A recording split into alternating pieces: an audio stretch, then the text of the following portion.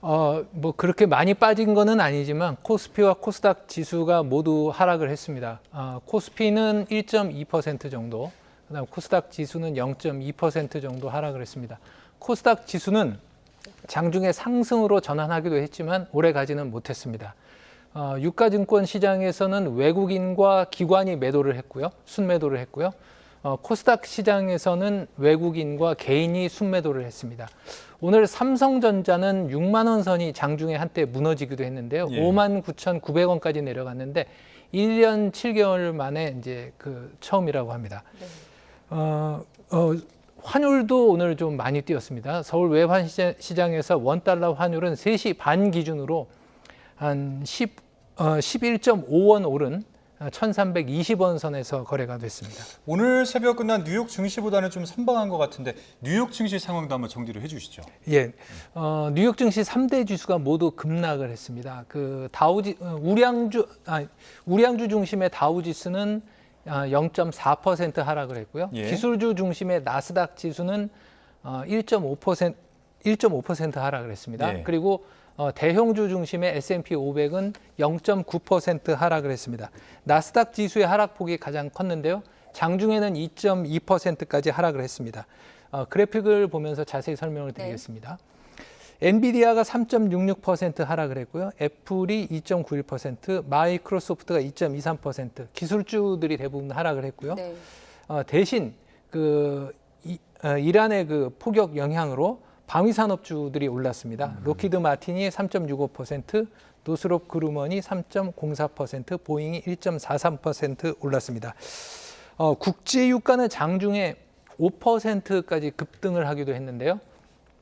에너지 업종 주가는 평균 2% 정도 올랐습니다. 네. 그리고 공포지수로 불리는 시카고 상품거래소의 변동성 지수는 15% 넘게 올랐고요. 또 이런 불안감이 커지면서 11월 달에 정책 금리를 0.5% 인하, 즉 빅컷을 할 것이라는 예상이 예상치가 40%를 넘어가기도 했습니다. 네.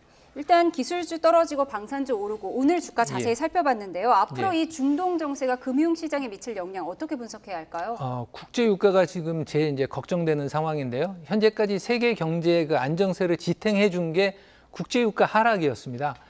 그런데 이제 이번에 폭격 소식이 알려지면서 5% 가량 이제 급등을 했는데, 물론 장 마감 때는 한 4% 정도로 내려가기도 했습니다. 그리고 말씀드린 대로 이제 주가가 이제 요동칠 가능성이 커졌죠. 그런데 이제 다행히 일단은 뉴욕 증시 이제 3대 지수를 보면은 오르다가 폭격 소식이 전해지면서 급락을 했거든요. 그런데 또 막판에는 약간 회복을 했습니다. 그래서 아직까지는 이스라엘의 반격이 없기 때문에 충격을 주긴 했지만 그래도 그 충격이 크지는 않았다, 이렇게 볼 수 있을 것 같습니다. 그리고 이런 불안감이 커지면 안전자산에 대한 선호도가 커집니다. 네. 그러면서 이제 달러화에 대한 선호도가 높아지는데요. 그러면 이제 원달러 환율이 오르게 되겠죠.